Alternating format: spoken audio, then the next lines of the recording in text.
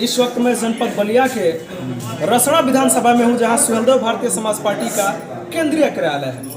यहां मीटिंग चल रही थी। महिलाएं भी जो प्रदेश स्तर की नेता हैं वो यहां आई हुई थी। बहुत सारे अहम सवाल हैं जो मैं लोगों तक पहुंचाने की कोशिश करूंगा। सुनीता जी सुहेलदेव भारतीय समाज पार्टी की प्रदेश की प्रमुख महासचिव है महिला विंग्स की।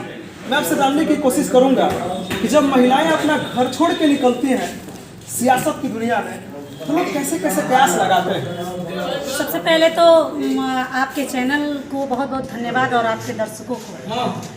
देखिए, महिलाएं चलती हैं जब राजनीति में अगर अपने कदम को रखती हैं, बहुत सारी ऐसी समस्याएं हैं, बहुत सारे ऐसे लोगों के नज़रिया हैं, उनके देखने का नज़रिया जो सुनीता राजभर महसूस करती है। जैसे महिलाओं का घर से निकलना, अगर मैं गांव से बाहर अपने कदम को रखती हूँ, चूँकि समाज में जाने के बाद एहसास होता है कि मतलब हमने क्या क्या झेला। और रही बात राजनीति की, तो आजकल महिलाएं जो है कि हर क्षेत्र में अपना बढ़ चढ़ करके वर्चस्व बना रही हैं और कदम को रख रही हैं। तो देखिए, अपना देखने का नज़रिया होता है।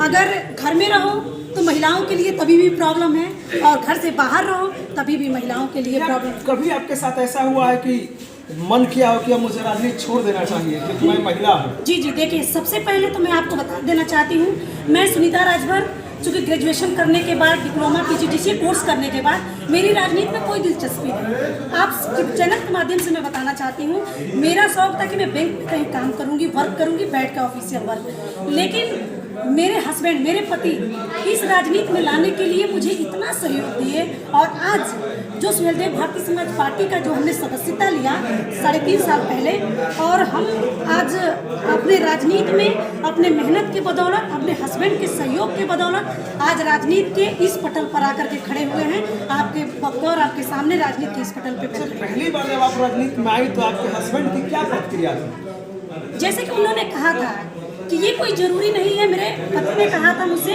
कि ये कोई ज़रूरी नहीं है कि आप एक महिला होकर के, इतनी पढ़ी लिखी महिला होकर के आपको समाज में जाने की ज़रूरत है। अगर आप अपनी बातों को रखेंगी समाज के भीतर जा कर के, तो शायद आपकी तरह और भी महिला जागरूक होकर के और आपके साथ कदम से कदम मिला करके चलेंगी।